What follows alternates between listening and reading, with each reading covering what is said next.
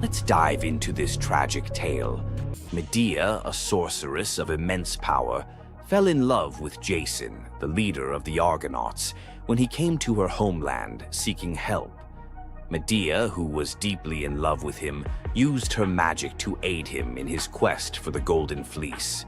She betrayed her own family, murdered her brother, and helped Jason achieve his goal, all out of love for him. Once Jason had the fleece, Medea fled with him to Greece, where they started a life together. But as time went on, Jason's love for Medea faded. He decided to marry Glauce, the daughter of Creon, the king of Corinth, in an effort to secure a more powerful position. Medea, heartbroken and furious at the betrayal, decided to exact her revenge. She used her powers to craft a poison so deadly that it would burn Glauce alive when she put on a beautiful dress that Medea had sent her as a gift. But Medea didn't stop there. In her grief and rage, she murdered her own children, Jason's children, to ensure he would suffer the most for his betrayal. The pain of losing everything she loved was unbearable, and Medea, having left nothing behind but destruction, fled to Athens, leaving Jason to wallow in his sorrow and regret.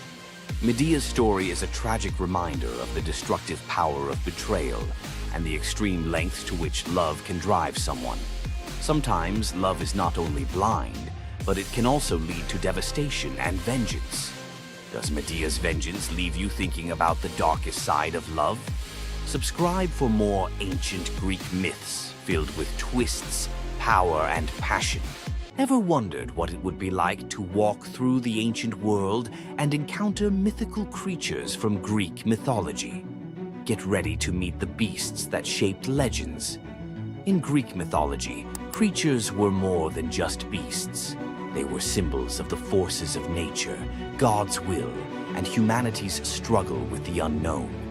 From the terrifying Minotaur lurking in the labyrinth to the mesmerizing sirens luring sailors to their doom, these creatures were as captivating as they were dangerous. The mighty Hydra, with its multiple heads that regrew each time they were cut off, was a symbol of unstoppable power. The Cerberus, the three-headed dog guarding the gates of the underworld, represented the barrier between life and death. But not all mythical creatures were monsters. The graceful Pegasus, a winged horse born from the blood of Medusa, symbolizes freedom and the pursuit of the heavens. These creatures still live on in our stories, haunting the shadows of ancient Greece and whispering through the winds of time. Which Greek mythological creature fascinates you the most? Share your thoughts and don't forget to subscribe for more legendary tales from Greek mythology. Centaurs, half man, half horse, heroes or savages? Think you know the full story?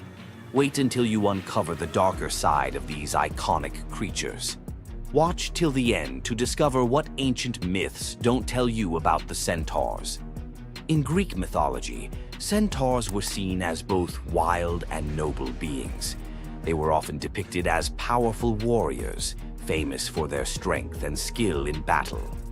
But what if the truth behind them was far more sinister than anyone imagined? While some centaurs, like Chiron, were revered for their wisdom and kindness, many others were violent, uncontrollable creatures. These savage centaurs were known for their drunken brawls and uncontrollable rage. The most infamous event? The Battle of the Lapiths and Centaurs, where they fought against the Lapiths during a wedding feast, leading to a massacre of both men and women. Their brutal behavior was more than just a mythological tale.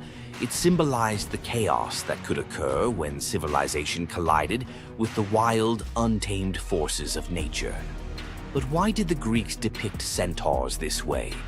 Was it a cautionary tale about the dangers of unchecked power and savagery, or a deeper reflection on humanity's struggle between reason and instinct? The darker truth behind the centaur myth might just hold the key to understanding the wild, primal side of ancient Greek culture. Centaurs are more than just mythical beasts. They represent the conflict within us all.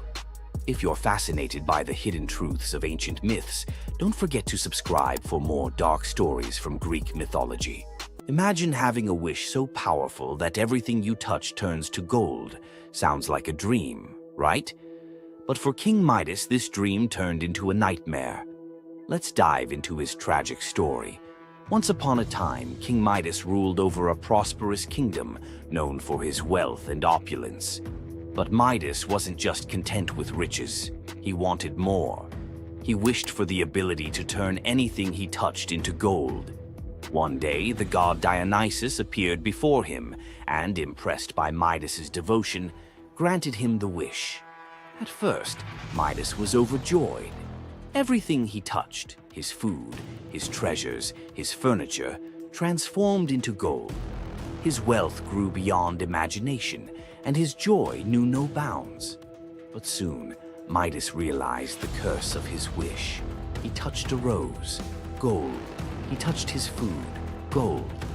Desperate for a meal, he tried to drink water, gold.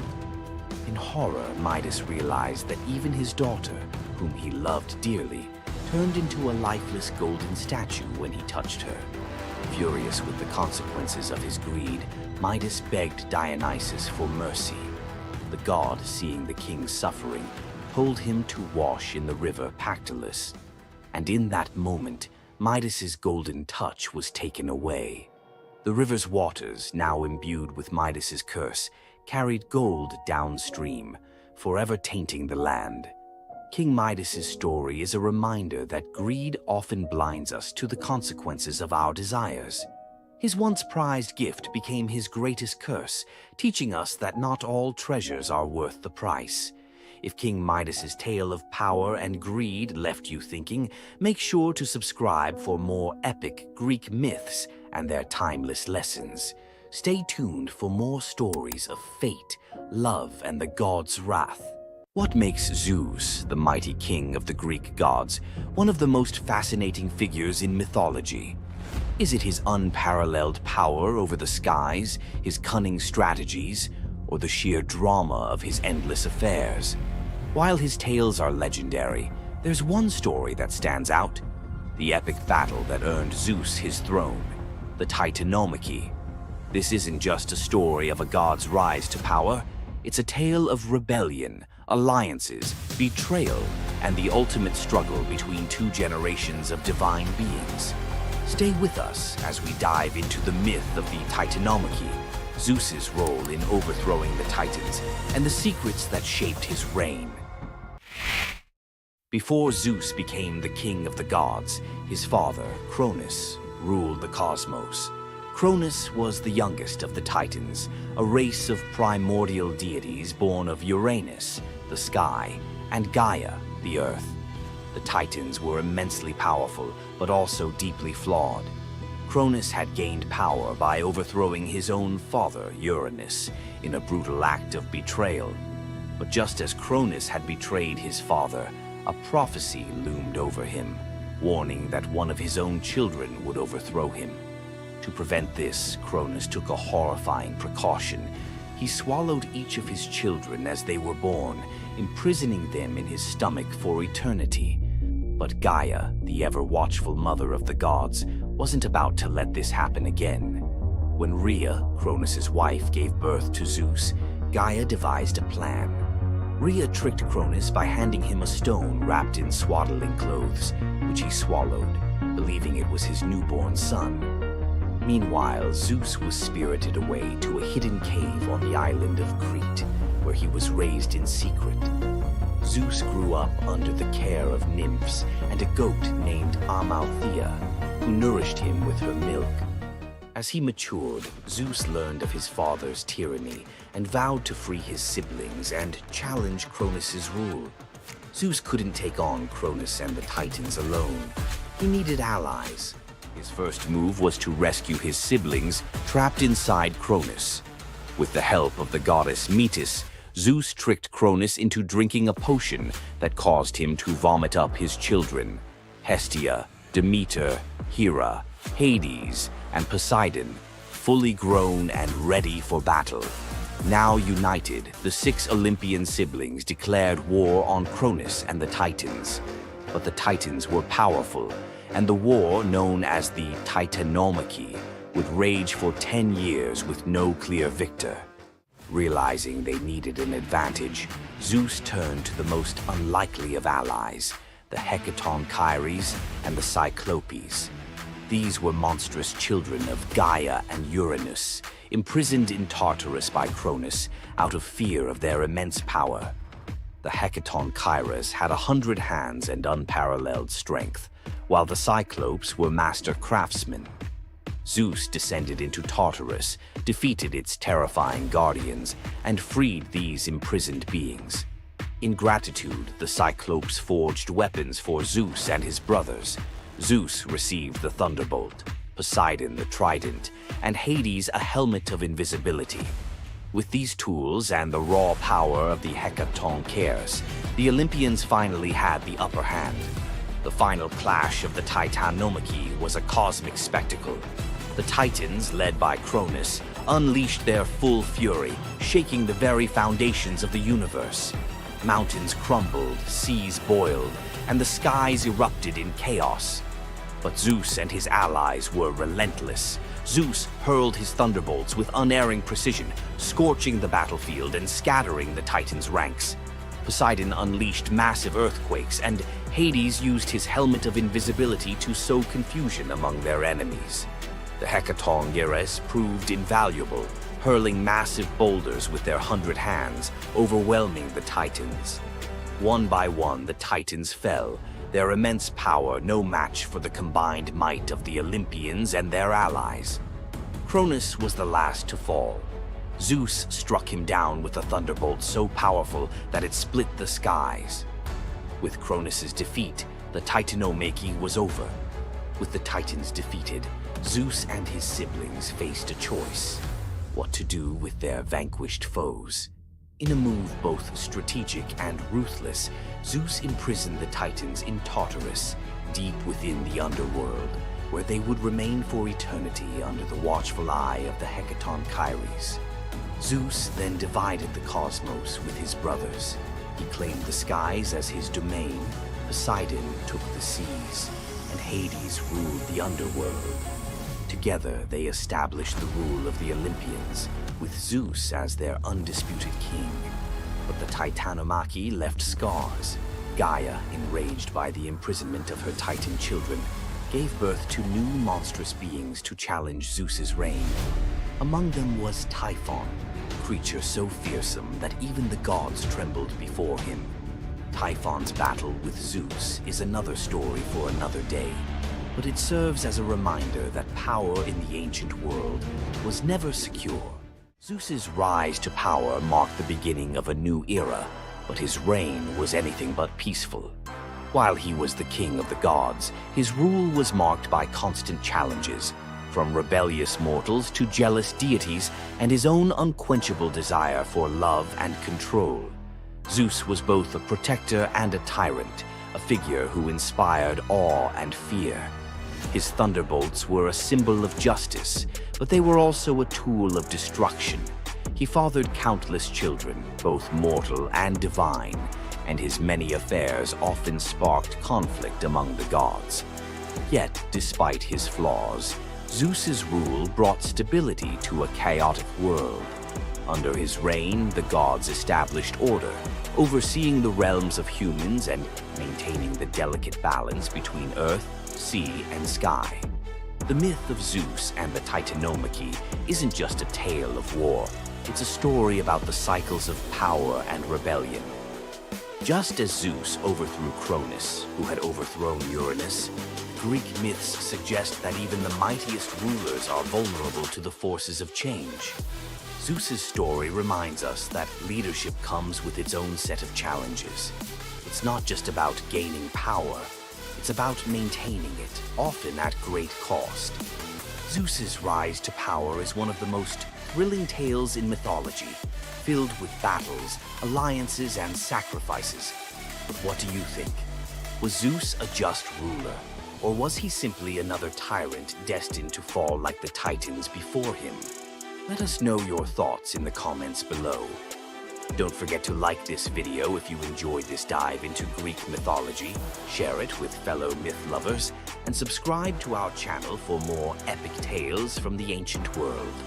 Until next time, remember, the gods may rule from above, but their stories remind us of the struggles we all face below. Imagine being one of the greatest hunters in the world, known for your unmatched speed and skill. But despite all your abilities, your destiny is determined by a simple golden apple. Let me tell you the tragic tale of Atalanta, the huntress who couldn't escape her fate. Atalanta was abandoned at birth by her father, Zeus, who didn't want a daughter. Left to die in the wilderness, she was raised by a she-bear, learning to hunt and survive. As she grew, Atalanta became a legendary warrior, her skills in hunting unmatched. But no matter how great she became, she could never escape one thing: her prophecy. A prophecy foretold that Atalanta would only marry a man who could outrun her in a race. As the years went by, many suitors came, eager to win her hand.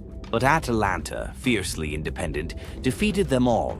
Her speed was unbeatable, and no man could match her skill.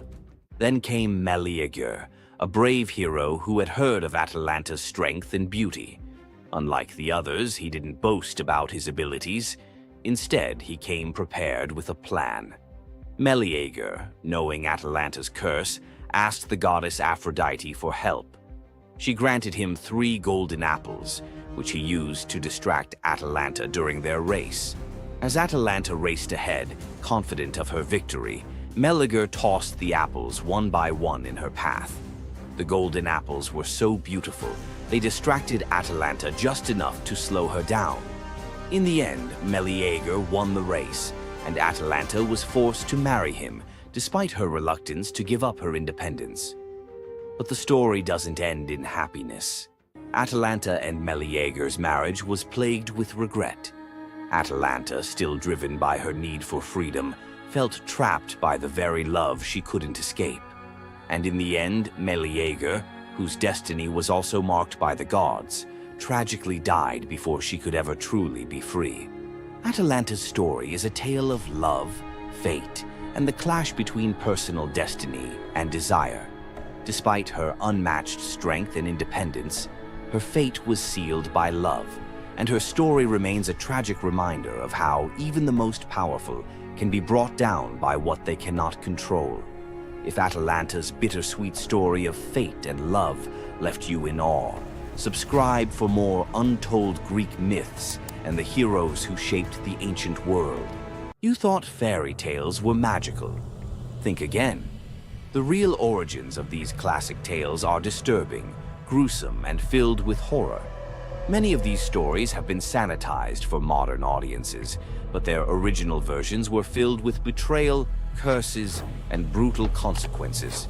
From Pinocchio's horrifying fate to the true story of Bluebeard, let's dive into the darker side of fairy tales that history tried to erase.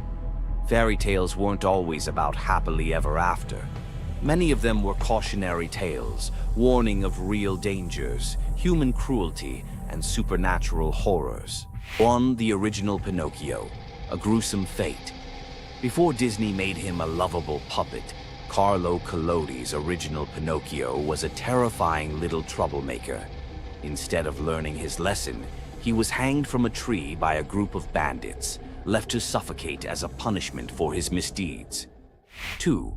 Bluebeard, the serial killer's tale. Bluebeard was not a misunderstood nobleman. He was a full-blown serial killer. In Charles Perrault's version, Bluebeard marries multiple women and forbids them from entering one locked room. When his latest wife disobeys, she discovers the corpses of his past wives, hanging from hooks. He nearly kills her too, but she's saved at the last second by her brothers. Some believe this gruesome tale was inspired by real-life figures like Gilles de Rais, a nobleman convicted of horrific crimes. 3. The Pied Piper, a tale of mass disappearance. The Pied Piper of Hamelin was not just about a man who played music to lead away rats. He also took the children. In some versions, the town refuses to pay him for his services, so he takes revenge by luring all of their children into a cave, where they are never seen again. Historians believe this could be based on a real event, where an entire group of children from Hamelin mysteriously vanished in the Middle Ages. 4. Rumpelstiltskin, a vengeful trickster. In the original versions of Rumpelstiltskin, when the young queen guesses his name, he doesn't just leave. He flies into a rage so intense that he tears himself in half. In some versions, he stomps on the ground in fury, falling into a pit and disappearing forever. His obsession with taking the queen's child has led some to believe he wasn't just a trickster, but something far darker. 5. The Robber Bridegroom, a wedding night nightmare. This lesser-known grim tale tells the story of a young woman forced to marry a wealthy man. Suspicious of her husband-to-be, she follows him to his home, only to discover that he and his band of robbers murder and eat women. She watches in horror as they butcher a young girl, cutting her into pieces. Luckily, she escapes and exposes them, leading to their execution. 6. The Juniper Tree, a tale of cannibalism and revenge. One of the most horrifying grim fairy tales, The Juniper Tree tells of a stepmother who decapitates her stepson, cooks his body, and feeds it to his unsuspecting father. The boy's sister buries his bones under a juniper tree, and from the tree the boy returns as a vengeful spirit, transforming into a bird and dropping a millstone on his stepmother, crushing her to death. 7. The Girl Without Hands, a story of betrayal and survival. In this disturbing fairy tale, a poor man accidentally sells his daughter to the devil in exchange for wealth. When she resists the devil's temptations, her own father chops off her hands to fulfill the bargain. Eventually, she escapes, gains magical silver hands, and finds a happier fate, but not before enduring unimaginable suffering. Why were these stories so disturbing?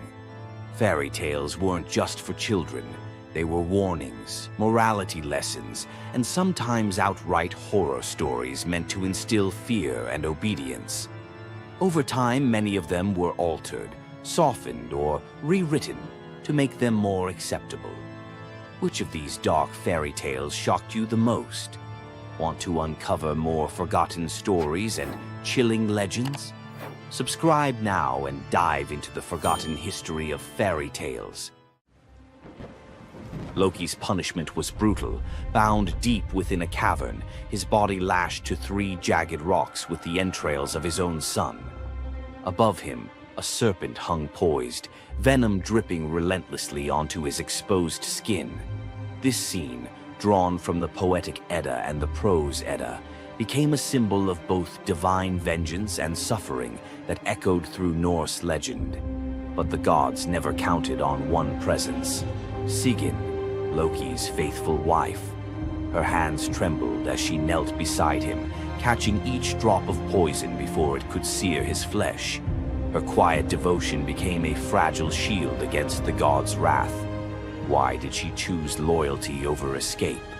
The answer reveals a truth about love that endures even when the world itself seems lost to darkness.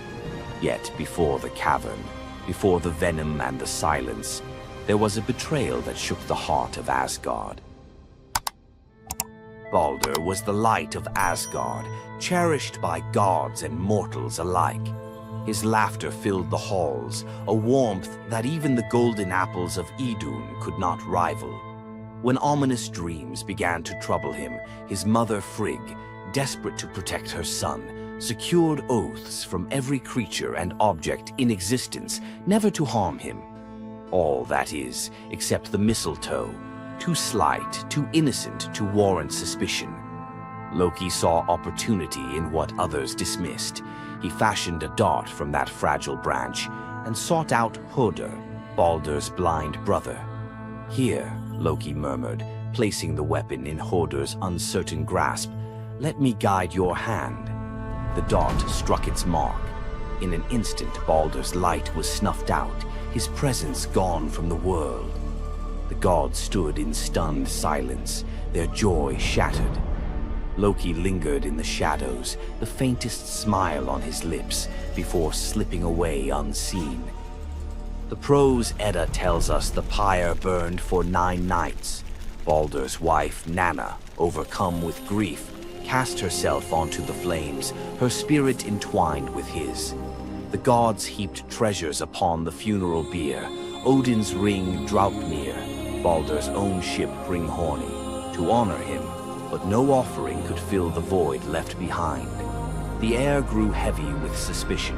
As the smoke twisted skyward, word spread of an old woman whispering to Höder in the moments before the fatal blow. When Thor forced the truth from a trembling servant, silence fell like a shroud. Loki's name was not spoken, but its weight pressed upon every heart. The gods had tolerated his mischief, his clever lies, even the theft of Sif's hair. But this was different. The poetic Edda names him plainly: Loki, the guileful who brought it about, from which all misfortune came. Odin convened the gods to pass judgment. No mead flowed, no boasts rang out. The All-Father's single eye burned cold as he named Loki Oathbreaker and Kinslayer. Weapons gleamed in restless hands. Even gentle Friar's fingers tightened around his sword. Loki understood the god's fury. He fled Asgard, his mind racing with schemes. As told in the prose Edda, he built a lodge in the mountains, doors on every side, always watching for his pursuers. Still, he could not outrun their vengeance. Odin's gaze found him, even in hiding. When the gods arrived, Loki tried to slip away, transforming into a salmon to evade capture in the river's swift current. But Thor's grip proved stronger than fate. Dragged back through the gates he once helped raise, Loki passed faces twisted with anger and betrayal. The gods' judgment was swift. The path ahead led not to mercy, but to a place where pain and silence waited in the damp and the dark. They forced Loki into the heart of the earth, a cavern where the air pressed cold and heavy, and every sound echoed off stone walls, slick with damp.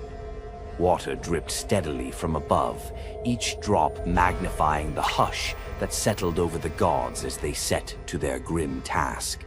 The stench of venom lingered, sharp and persistent, mingling with the iron tang of old blood. Odin's single eye caught the flicker of Skadi's movement.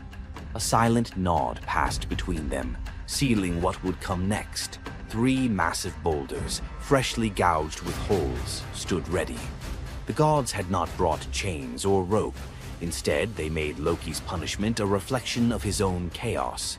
The prose: Edda tells us they transformed one son, Vali, into a wolf who slew his brother, Nari. With the entrails of Nari turned to iron by the god's will, they bound Loki fast, wrists, neck, thighs, and ankles locked tight against the unyielding stone. As the Völuspá declares, with the guts of his ice-cold son, the killer is bound.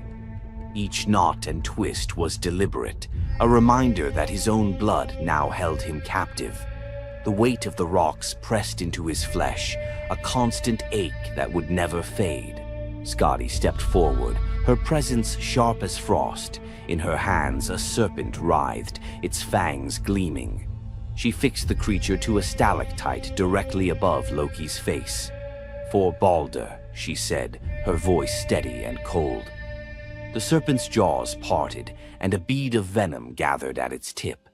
It hung for a moment, then fell. Loki's scream reverberated through the cavern, his body arching in agony as the venom burned into his skin.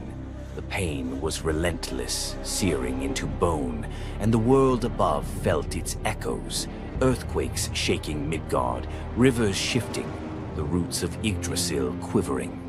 The gods watched in silence, their faces unreadable. Justice, they believed, had been served.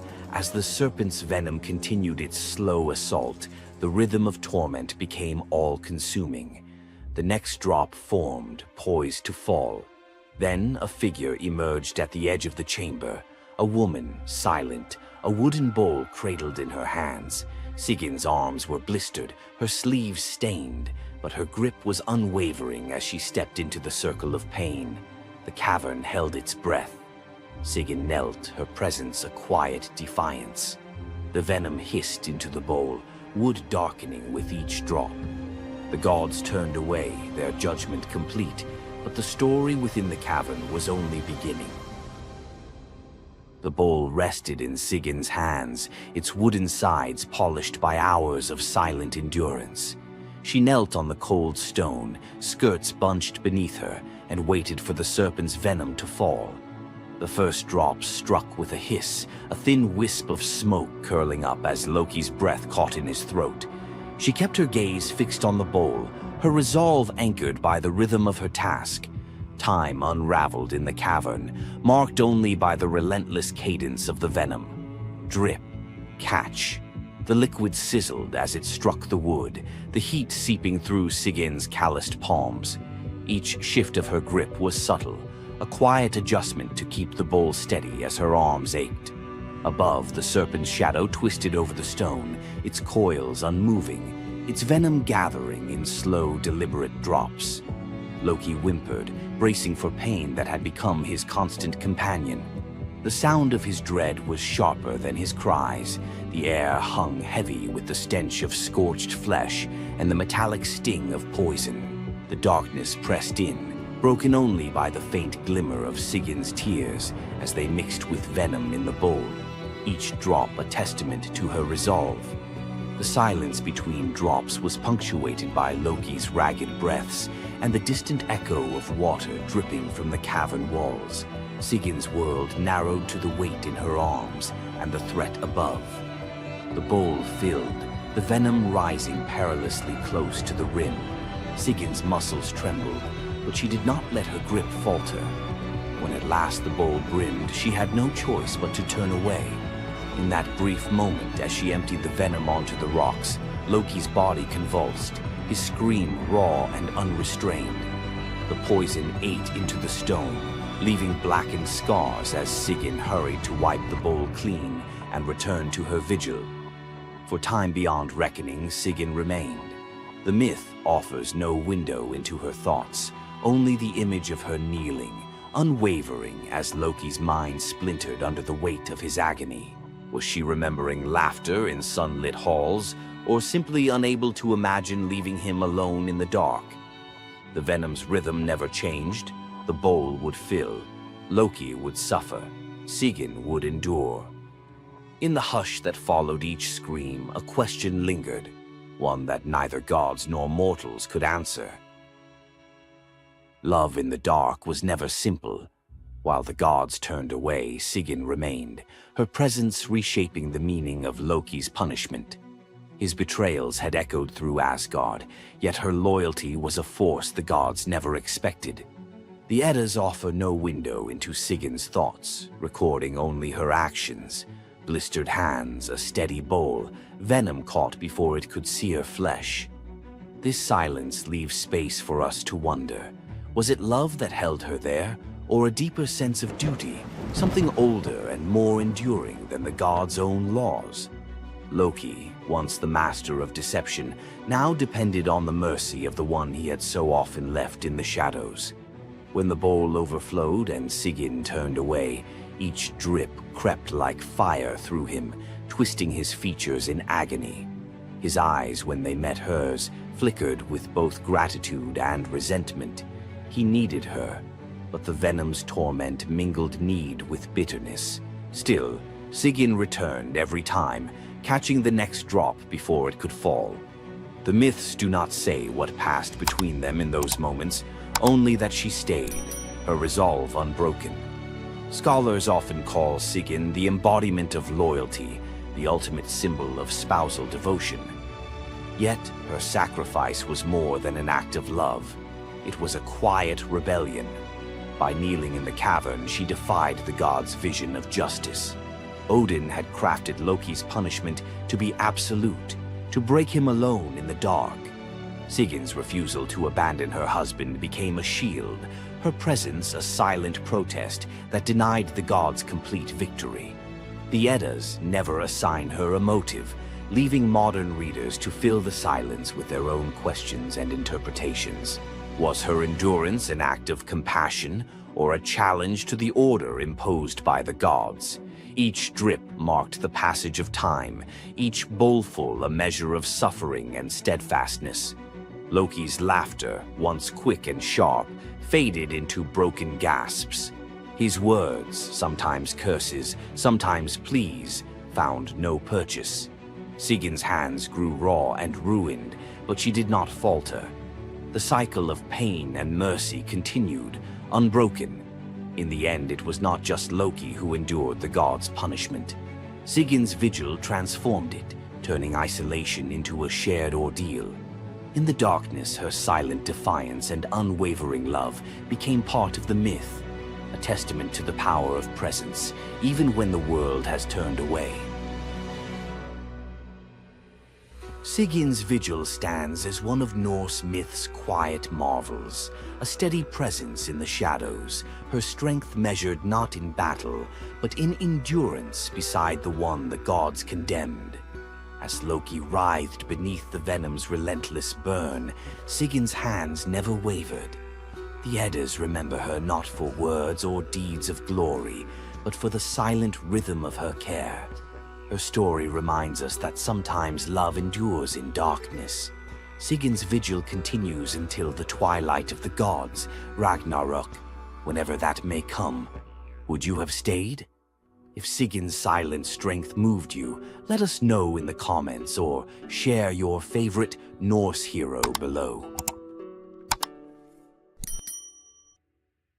Athena, the goddess of wisdom, war, and strategy, was one of the most powerful deities in Greek mythology.